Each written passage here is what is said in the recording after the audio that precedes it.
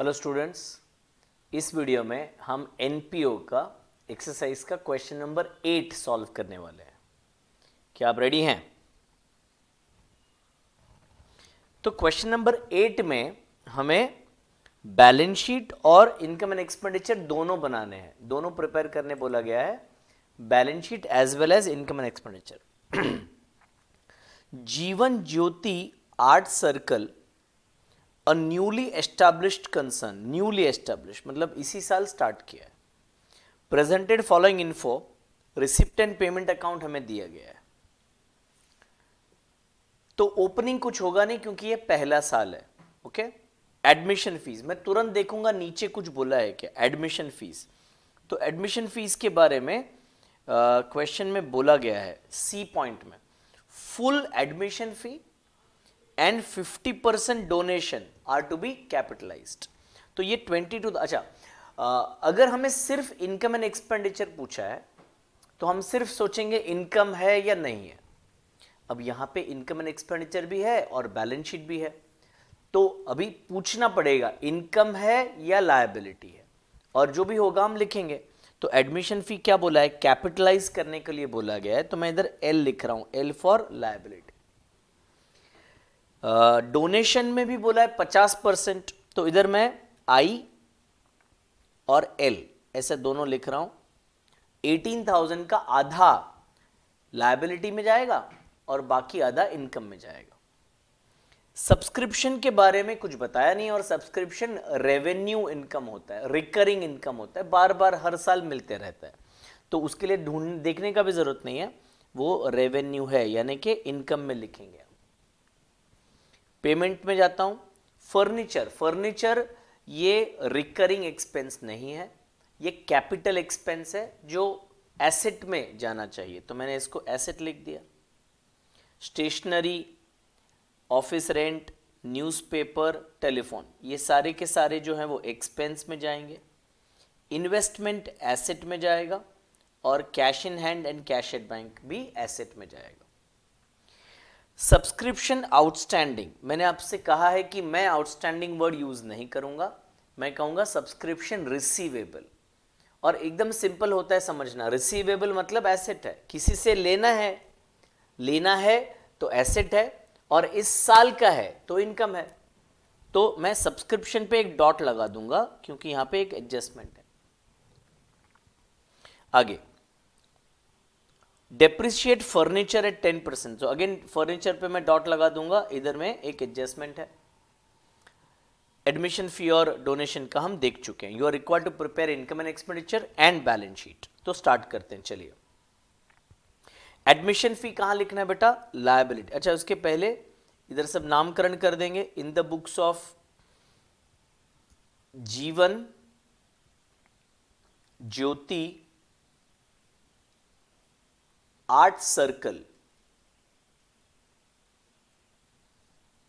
और यह है income and expenditure account for the year ended 2018, और बैलेंस शीट एज ऑन 31 मार्च 2018। ठीक है, चलिए। अभी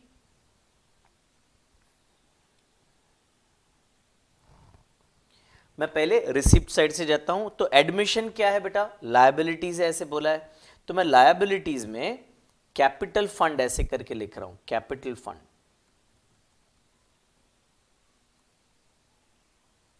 और मैं लिख रहा हूं ओपनिंग, ओपनिंग तो कुछ नहीं है बेटा। क्यों कुछ नहीं है, क्योंकि अभी तो स्टार्ट किया है ये, तो ओपनिंग कुछ भी नहीं है। ऐड एडमिशन फी, उसको कैपिटल फंड में ऐड करना पड़ेगा। एडमिशन फी कितना है बेटा, 22,000 है, तो उसको हमने यहां पे ऐड कर दिया कैपिटल फंड में। ओके, नेक्स्ट, सब्सक्रिप्शन इनकम में लिखना है, और उधर एक डॉट दिख रहा है हमें, तो हम इनकम में जाएंगे और बाय सब्सक्रिप्शन लिखेंगे इनर कॉलम में, बाय सब्सक्रिप्शन,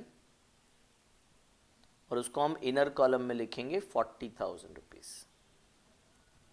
नेक्स्ट, डोनेशन को आधा आधा करना है, तो आधा मैं लिख लेता हूं इनकम में, बाय डोनेशन 50%, और ये हो गया 9,000 रुपीज। और बाकी का आधा मैं कैपिटल फंड में ऐड कर देता हूं। ऐड डोनेशन 9,000 रुपीज, ठीक है। तो मेरा रिसीप्ट पूरा हो गया बेटा। अभी मैं पेमेंट में जाता हूं। फर्नीचर, तो एसेट साइड पे लिख दूंगा फर्नीचर। इनर कॉलम में लिखूंगा 12,000। Next, stationery, office rent, newspaper और टेलीफोन, ये चारों को मैं एक्सपेंस में लिख दूंगा जल्दी से। मेरे पास क्वेश्चन पेपर है, वहां से मैं लिख रहा हूं फटाफट। तो टू प्रिंटिंग एंड स्टेशनरी 4,000 रुपया। Then to office rent 2,600। उसके बाद टू न्यूज़पेपर एंड पीरियोडिकल 300। उसके बाद टेलीफोन एक्सपेंस 560। ये सब हमने डेबिट कर दिया वन बाय वन। इन्वेस्टमेंट को एसेट्स में लिखना है, तो फर्नीचर के बाद मैं एक रो छोड़ देता हूं और इन्वेस्टमेंट्स लिख लेता हूं। इन्वेस्टमेंट्स है आपके 23,000 के। कहां इन्वेस्ट किया है क्वेश्चन में नहीं बताया है, सिर्फ इतना बताया इन्वेस्टमेंट। ओके, आगे cash in hand and cash at bank, ये भी मेरा एसेट होगा बेटा। तो कैश इन हैंड है 7,540 और कैश एट बैंक, हमारे पैसे बैंक के पास हैं, वो भी एसेट तो है 30,000। Keep a habit of doing commas when you right the figure, तो टोटलिंग में मिस्टेक नहीं होता है बेटा। आगे बढ़ते हैं। तो पेमेंट्स भी सारे हमने लिख लिए।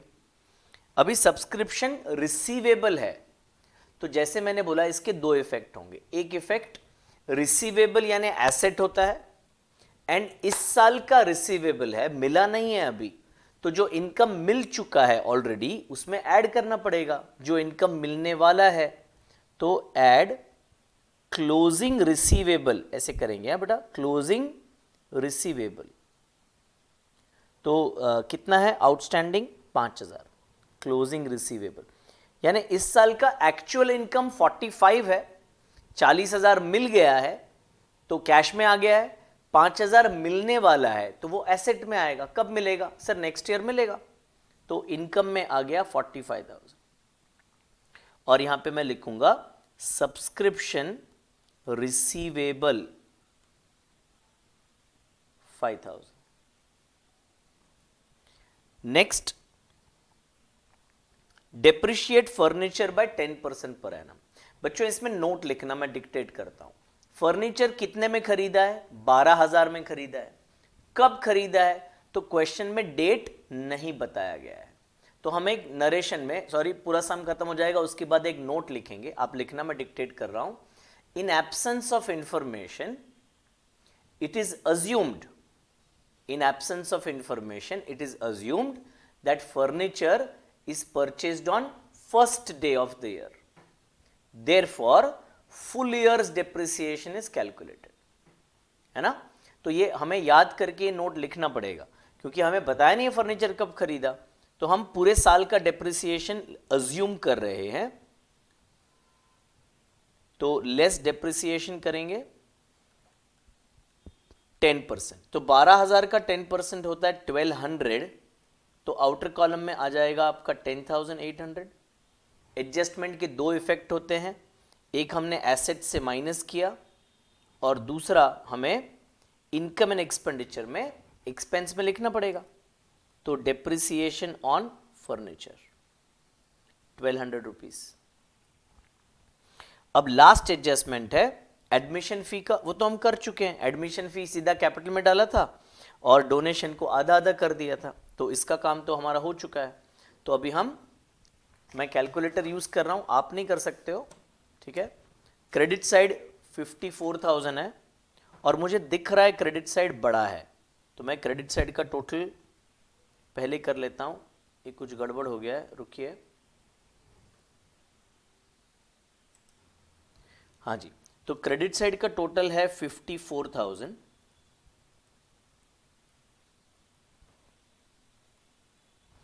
डेबिट साइड का टोटल मैं कर रहा हूं 4,000, 2,600, 300, 560 एंड 1,200.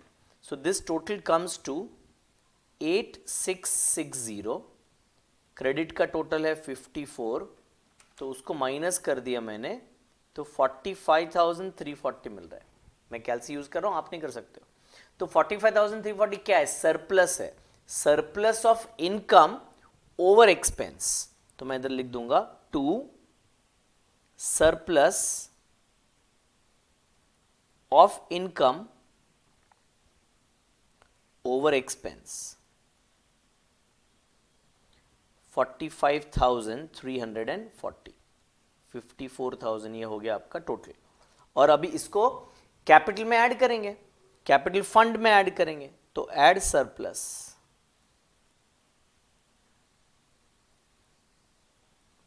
45,340, उसमें 22,000 और 9,000 ऐड करेंगे तो 76,340.